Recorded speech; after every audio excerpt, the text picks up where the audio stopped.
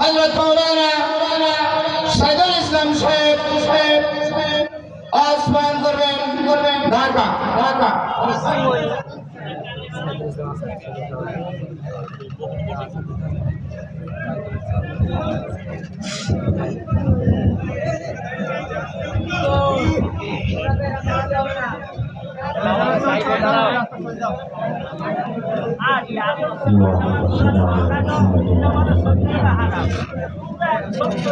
كما صليت على إبراهيم وعلى آل إبراهيم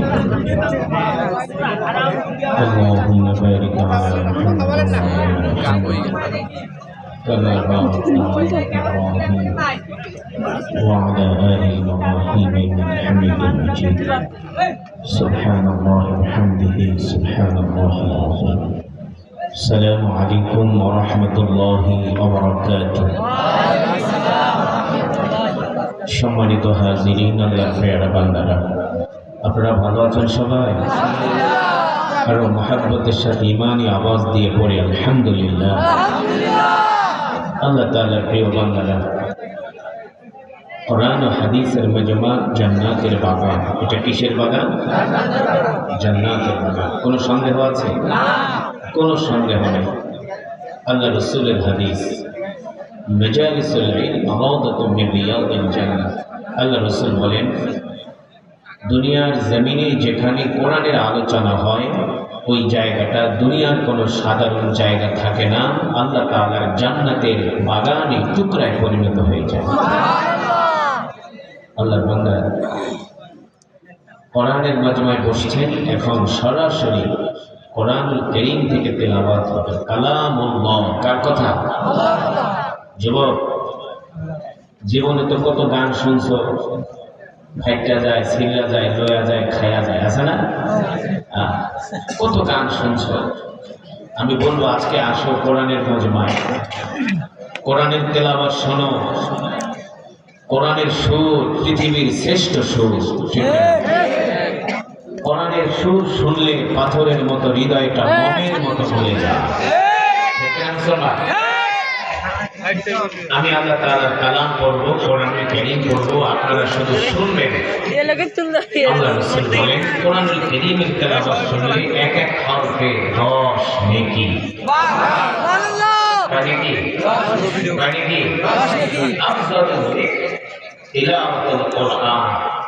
সবচেয়ে উত্তম জিকির হলো কোরআনের তেলাওয়াত। সুবহানাল্লাহ।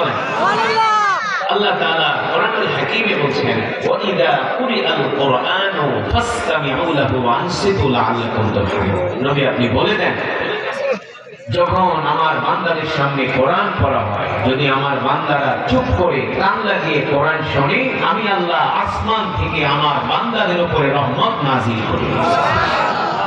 এতে করে বোঝা যায় কোরআনের তেলাওয়াত শুনলে আল্লাহর রহমত নাযিল হয়, আর গান শুনলে গজব আসে। ঠিক না মুসলমান? আমরা কি কোরআনের পক্ষে নাকি গানের পক্ষে?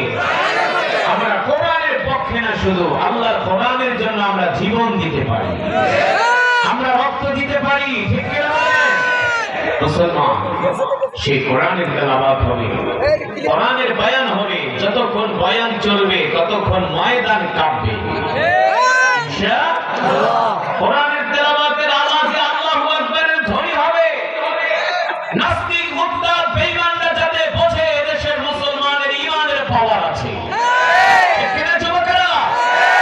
সুতরাং আমি বলবো, এই এলাকায় যে আজকে আমি আসছি, এটা আপনাদের জন্য রহমত, আপনাদের জন্য নিয়ামত। আমি যে আসছি এটা আমার প্রয়োজনে না, আপনাদের প্রয়োজনে। সে 7 সমুদ্র 13 নদী পার হয়ে তাও যে দাওয়াতটা যে দিছে, কত যে এদিক সেদিক আর বললাম না। সুতরাং এলাকার মুসলমান আসছি, এটা নিয়ামত মনে করে। 20 বছর এলাকায় একটা প্রোগ্রাম নিতে পারতেন না, শুধু অন্য সিস্টেমে আমাকে আনা হয়েছিল। অনেক কষ্ট করে আসছে। তো আজকে এখানে আবার সকাল 10টায় প্রোগ্রাম রাজশাহী, অর্থাৎ 9.5 ঘন্টা লাগবে, 350 কিলোমিটার রাস্তা। কালকে রাতে আবার প্রোগ্রাম সেই ঢাকায়। কত যে কষ্ট হয়েছে এটা বলে বোঝানো যাবে না। তারপরও যদি কিছুক্ষণ সময় আপনারা কোরআনের আলোচনা, শোনেন তাহলে সব কষ্ট দূর হয়ে যাবে। রাজি আছেন ইনশাআল্লাহ? যতক্ষণ বয়ান চলবে আমি আগেই বলছি ময়দান কাঁপবে, আল্লাহু আকবারের ধ্বনি হবে, ঠিক কিনা? নাস্তিক মুরতাদ বাতিলদের অন্তরে কম্পন সৃষ্টি হবে। আমরা জমি জমি বসে বসে আল্লাহর কোরআন শুনবো। আল্লাহ তাআলা আমাদের আসসালামু আলাইকুম।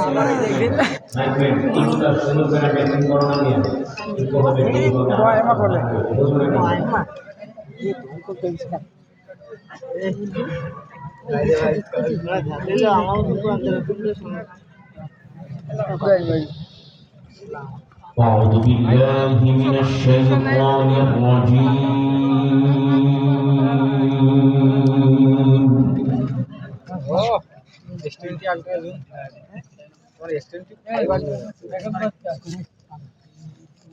بسم الله الرحمن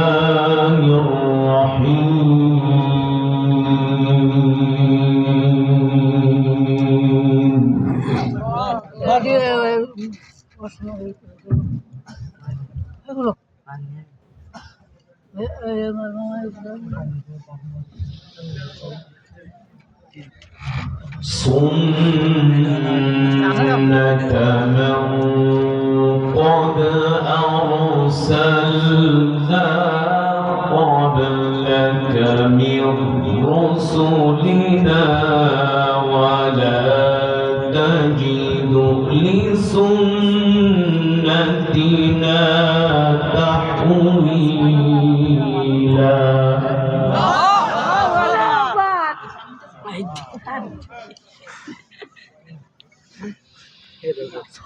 سنة من قد أرسلنا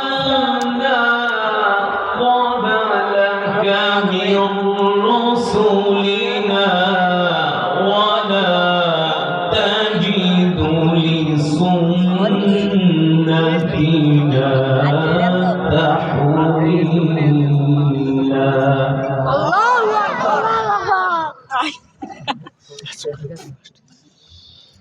أقم الصلاة لدلوك الشمس إلى غسق الليل.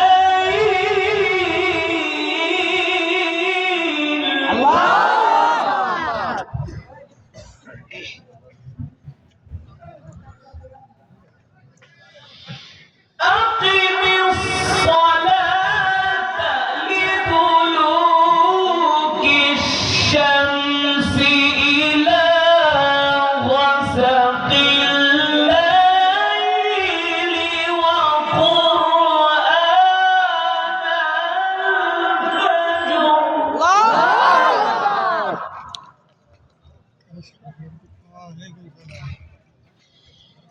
إن قرآن الفجر كان مشهودا.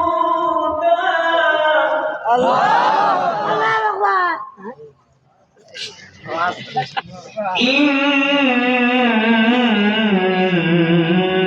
قرآن الفجر كان مشهودا.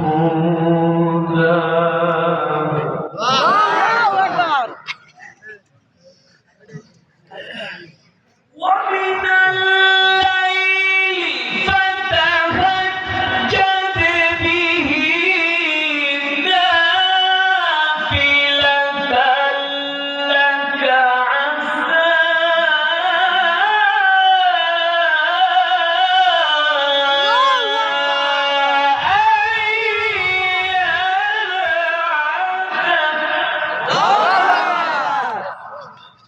كبير كبير. ومن الليل فتهجد به نافلة لك عسى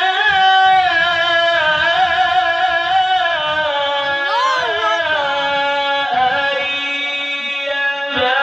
يبعثك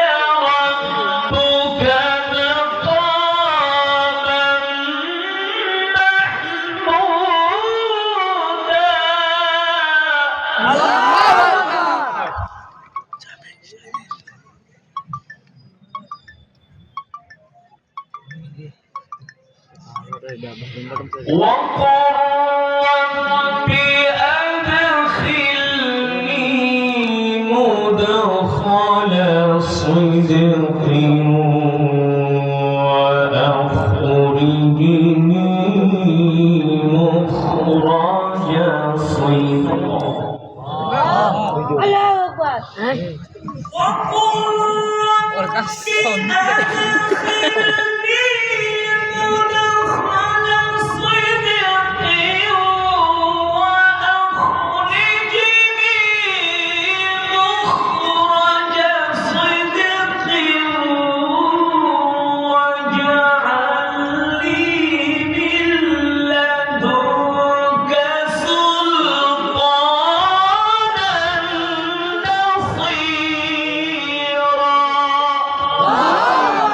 جزاك الله.